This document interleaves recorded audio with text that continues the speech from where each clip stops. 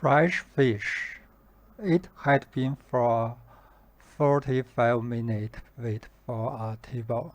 The restaurant didn't take reservations, but fortunately, Ryan had been easy to talk to and he looked just like his profile picture. Granted, he didn't look very good in his profile picture, but Sue had been prepared for him to show up looking even worse. She was delighted as the hostess took them to their table, which had a perfect view of the water at sunset. Magical.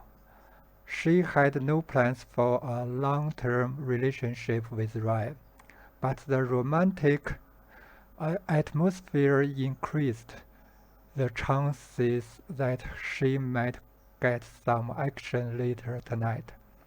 The server, Dan, brought their margaritas.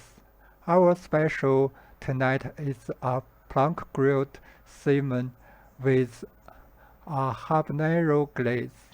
If you like your seafood to have a kick to it, it's absolutely delicious.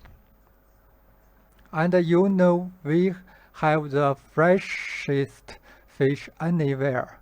This salmon is so fresh that its family is still mourning it. I beg your pardon? Sue asked. Its family is still mourning it. That's how fresh the salmon is. Habanero glaze sounds like it might be too spicy. One of our other specials is a pan-seared rainbow trout with a garlic lemon butter, so fresh that the other fish in the vicinity are still shell-shocked from watching him get caught. They are what? Ryan asked.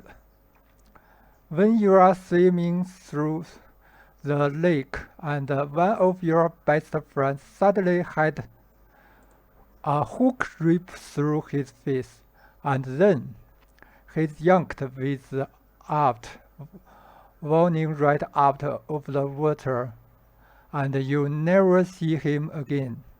Well, it takes time to recover. Our trout is so fresh that his friends haven't had that time.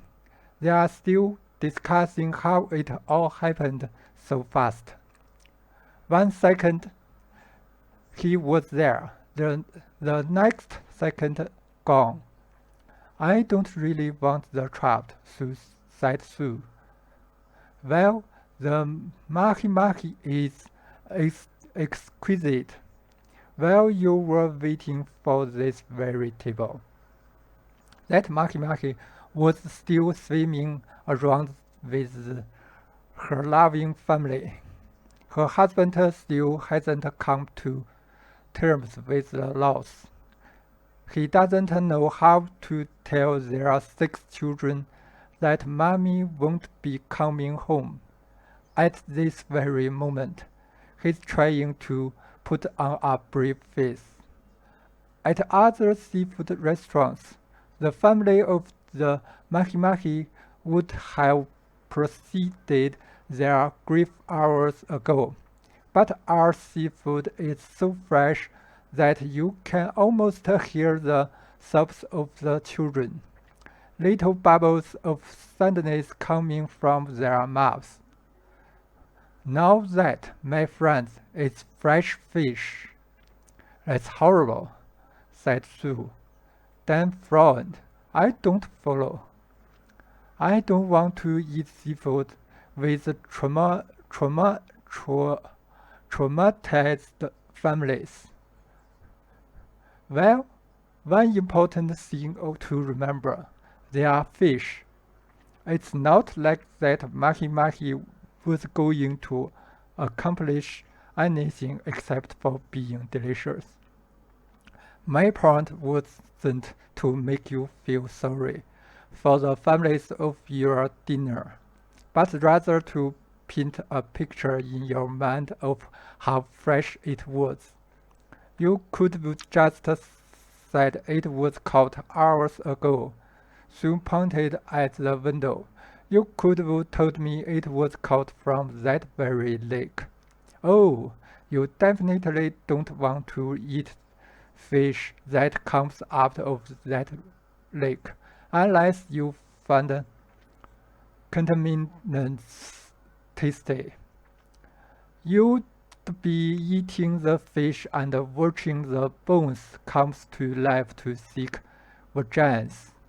I'd slap that fish down in front of you, and you'd see and smell the rotting happening in real time, like it was dissolving into residue before your very eyes.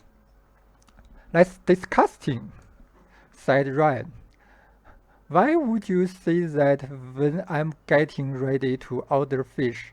Our fish doesn't come from that lake.